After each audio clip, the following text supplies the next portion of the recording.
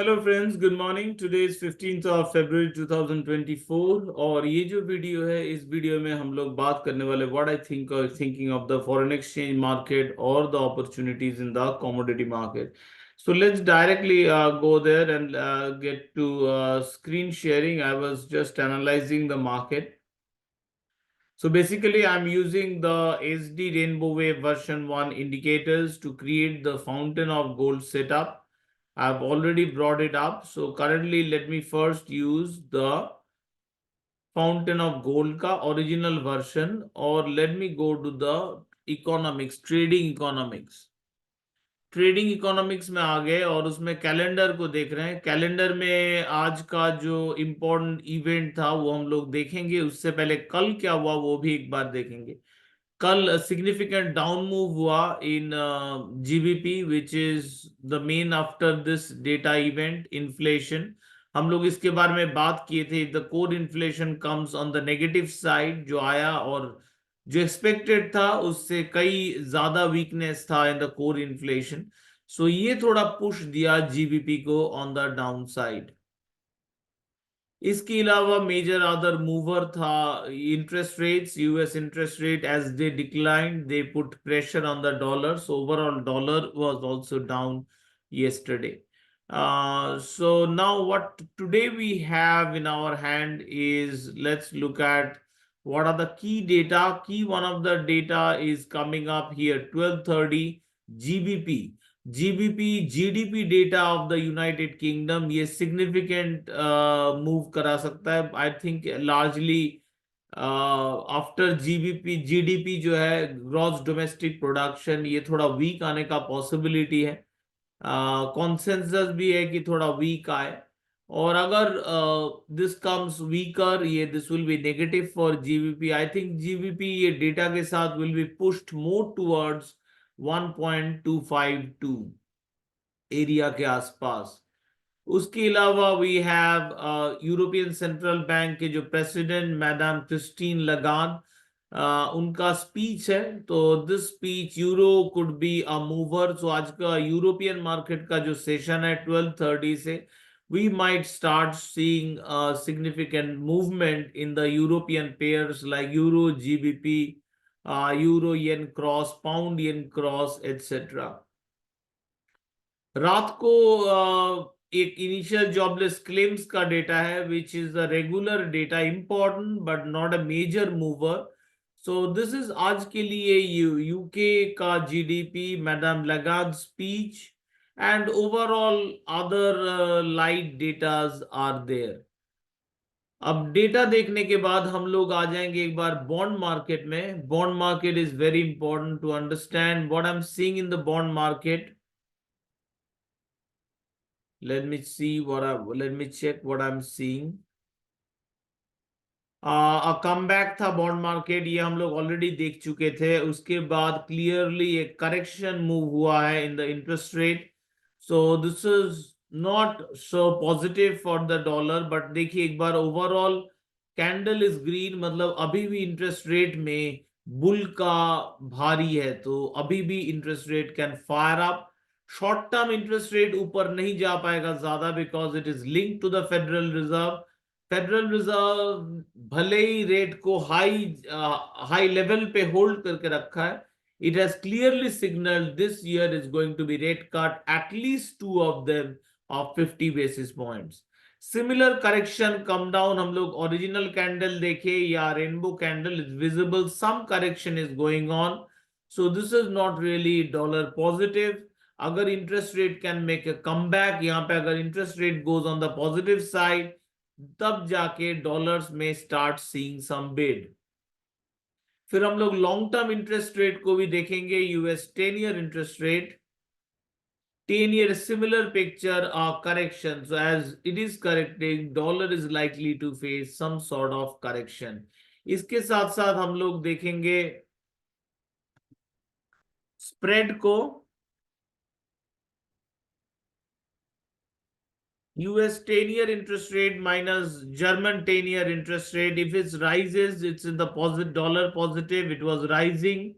No red caps, but it is a downfall in the strength of the bulls. Candle size is smaller, so now percentage of green has fallen. That means strength of the bulls have fallen. But overall, we still don't have a red caps, but looks like it is still in moving in a consolidation.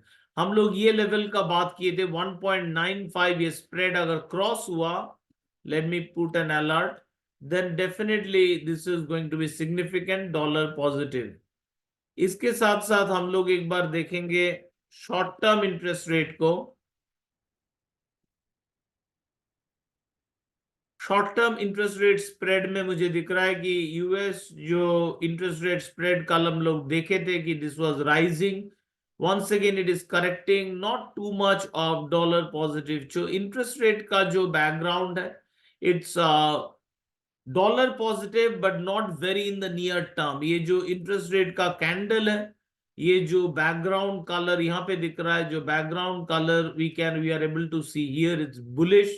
Short term majority भारी है bullish की तरफ, but still it's a more ultra near term correction. इसका मतलब basically layman terms में है कि this is not a major bullish or bearish factor right now for the dollar. It's more of a acting as a neutral factor, and similarly dollar can also see some consolidation. अब dollar को देख रहे हैं, we have come to the dollar chart. Dollar में मैं long हूं, I am long dollar, and reason clear है. I am aware कि ये बहुत इंपॉर्टेंट सारे लेवल है. Unless I am seeing a break of this 105.8, dollar move will be like with struggle. It will not be a outright bullish. अगर dollar is seeing a flat correction, यहाँ पे कोई red caps नहीं, but candle is not making new high, means it's going through a flat correction. तो euro USD में भी मैं आ रहा हूं. दिस इज क्लियरली एक बुल कैंडल के बाद कैंडल रिट्रेस हो रहा है, मतलब करेक्शन. I have already कल हम लोग डिस्कस किए थे कल के वीडियो में the importance of this flat lines, और उनमें से support, this is the trench bottom support बोलते हैं इसको. दैट मींस यूरो भी थोड़ा बहुत कंसोलिडेटेड डाउन मूव में रहेगा. Down move but consolidated down move. So I will remain bearish and I'll not be aggressively increasing positions. And with today's candle smaller, I'll definitely not be means increasing abhi position. So major stop loss I will hold to the max stop loss, which is varies, and some position I'm holding with the minimum stop loss, which is 1.075. Euro INR में भी मेरा outlook bearish है. This is also undergoing correction. I think it will drop further. मैं इसमें भी bearish maintain करूंगा. Majority with the max stop and some quantity with the min stop. इसके बाद हम लोग जा रहे हैं जीबीपी यूएसडी में. बियरिश, ये काफी और गिर सकता है. आज जीबीपी का डेटा है, जीडीपी डेटा खराब आया था, another round of big fall हो सकता है. as per rainbow method, though we don't have the closing yet, but as per rainbow method, if the candle finally is a new low in closing, then definitely we can add more quantity. So इसमें quantity add करने के लिए, since मेरा broken time frame है India में, तो मैं इस 125 मिनट्स का इस्तेमाल करूंगा जो शॉर्ट टर्म फ्रेम है. तो इसमें मेरा आउटलुक रहेगा कि मिनिमम एक background red, then only I will enter a fresh position. एक वार्निंग की बात है कि कैंडल छोटा हो गया अचानक से, may be this is signalling possibility of short term correction.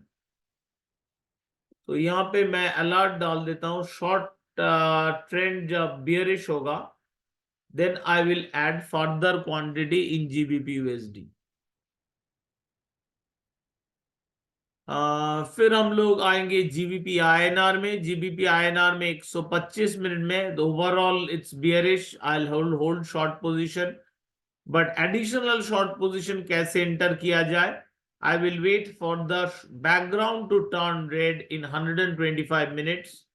Short term momentum भी बुलिश है, सो अभी रेडी नहीं है जंप करने के लिए.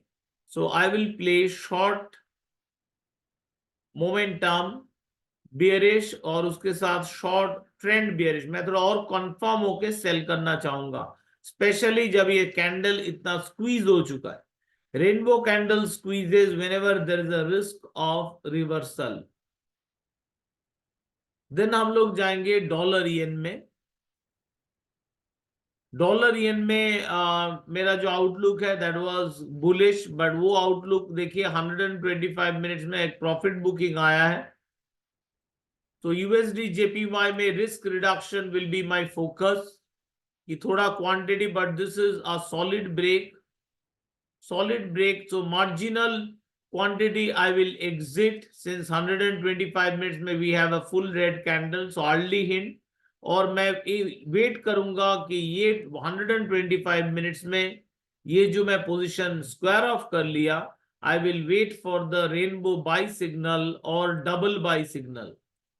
When I get a double buy signal, I will look for re-entry opportunities on dollar yen. ये जो sell opportunity इसको मैं खेल नहीं रहा हूं, because it's against the main trend in 125. It's against the main trend in daily chart. So that's a double contract. Is better कुछ position square off करके side में बैठा रहूं and wait करूं for the next right opportunity.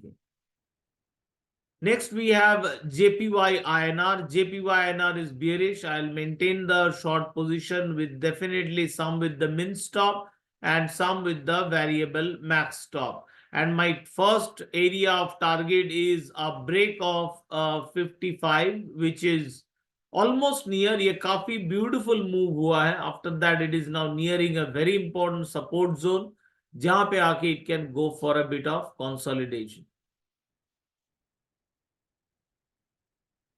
Then हम लोग आ जाएंगे और दो पेयर में. This two pair has not done well, इसीलिए फोमो क्वांटिटी इसमें लेना इंपॉर्टेंट था. इसके बारे में अभी हम लोग बात किए थे. भली opportunity, but will take smaller quantity, क्योंकि यूरो भी वीक, येन भी वीक. सिमिलरली स्मॉलर क्वांटिटी की हम लोग बात किए थे in pound yen also. GBP JPY, अब उसके साथ आ रहा है आज रेड कैप्स, उसके साथ आ रहा है एसटी मोमो बियरिश. तो ये जो फोमो क्वांटिटी मैं लिया हूं, अब उसको क्या करूंगा, मैं काट दूंगा और करूंगा हाफ फोमो. हाफ फोमो क्यों? क्योंकि अभी भी trend, short trend is with me, candle majority price action with me, a major fight is going on. So अभी मैं आई प्लेस एन अलर्ट 189.3 का crossing up, that will be my buy के लिए एक वार्निंग लेवल. एंड उसके साथ major जो important है मेरे लिए अभी, प्राइस एक्शन बुलिश होना. Then I will go for buying into GBP JPY and I'll cut my FOMO to half FOMO. और जब ये रेड कैप्स आ रहा है, मुझे वेट करने की जरूरत नहीं है एंड तक, ये कैंडल का क्लोजिंग, क्योंकि protecting money is priority. Red caps आसानी से नहीं आते. When really there is a tough fight, sometimes red caps come. और 125 मिनट मुझे वार्निंग दे रहा है, चांस दे रहा है अर्ली प्रॉफिट बुकिंग का, तो मैं उस तरफ ध्यान देने वाला हूं. सॉरी. और जो ट्रेड इसके साथ चल रहा है, विच हैज अपॉर्चुनिटी, अभी तक फुल फ्लरिश नहीं किया है, that is the XAU USD can drop further. Sorry, started moving lower, नीचे की तरफ जा रहा है, और भी जा सकता है. गोल्ड मिनी में भी अपॉर्चुनिटी, बट अभी भी वो सॉलिड ब्रेक आया नहीं. दिस इज द लेवल जहां पे कल हम लोग बात किए थे. It is very likely to reach the target. Candle size जो दोनों तरफ बढ़ रहा है, मतलब we can see both side volatility. ये इंपॉर्टेंट डबल बॉटम है, यहाँ से कंसोलिडेशन हो सकता है, और ये कंसोलिडेशन का प्रोबेबिलिटी में क्लियरली दिख रहा है कि हाई. तो ये सब के जरिए हम लोग क्वांटिटी कितना करेंगे, यानी रिस्क एक्सपोजर को मैनेज करते हैं. और साथ में सिल्वर भी हम लोग देखेंगे.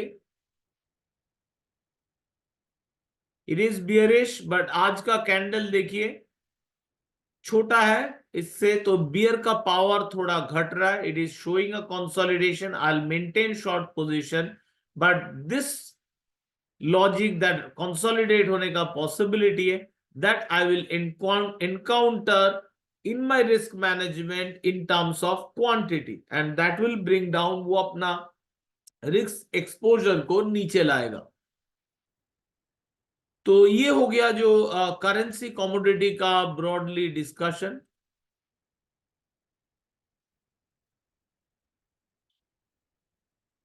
और इसके साथ मैं चला जाऊंगा अब कमोडिटी में, and I will change the setup to commodity now. और कमोडिटी जो हम लोग देख रहे हैं, we are looking from Indian perspective, directly table से दिख रहा है कि the one that is weak, all the commodities are weak, majority are in red, but वहां पे strength is rising in silver, strength is rising in aluminium and zinc, so they can be either profit booking opportunity हो सकता है या फिर buy support, फिर से lower buying opportunity हो सकता है, बट इनको थोड़ा ध्यान रखना होगा if you are in a short positions in them। तो अब एक एक करके देखना हम लोग चालू करेंगे। तो सबसे पहले जाएंगे, we will go to copper, the industrial barometer जिनको बोलते हैं। और कॉपर इज एज पर rainbow candle, we have, this is our new entering opportunity into short position. और अभी भी बायर्स के win probabilities low, but consolidation होने का प्रोबेबिलिटीज हाई। तो ये जो मार्केट है, ये बियरिश रेंज मार्केट है, मोमेंटम भी flattish, so it is within एक छोटा रेंज में ये copper is operating, so I will remain bearish. 125 minutes is the trading chart और daily chart is the upper time frame. So यहाँ पे जो सेल करने का अपॉर्चुनिटी था वो फ्लरिश नहीं हुआ, and finally we did not get a breakdown of this level.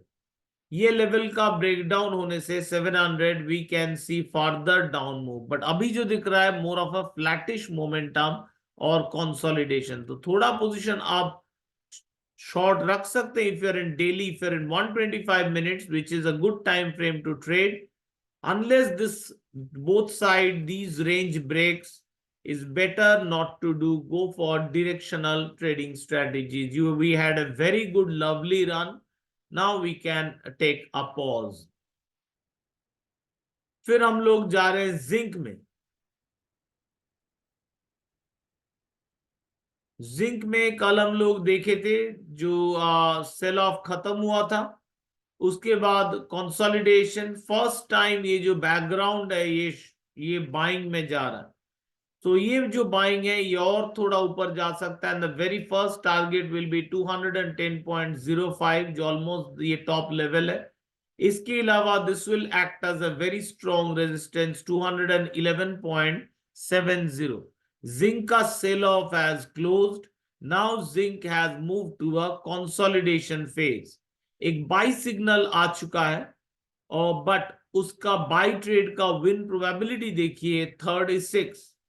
उसके साथ साथ प्रेफर्ड ट्रेड जो और एक रिस्क मैनेजमेंट टूल है, that is suggesting preferred trades are SB मतलब सेल ब्रेकडाउन एंड एसआर मतलब सेल रेजिस्टेंस। सो बाइंग का रियली रिकमेंडेशन नहीं आ रहा है। और अपर टाइम फ्रेम में अगर जाएंगे डेली के चार्ट में, will be able to see that the candles are still red, majority in the hands of the seller, but consolidation probability is high। So overall market is still bearish के हाथ में in daily। So ये 125 minutes का buying opportunity will be very risky। You should either try with very low quantity or better wait for the consolidations to end and finally go for a trade। इसके साथ साथ हम लोग देखेंगे aluminium.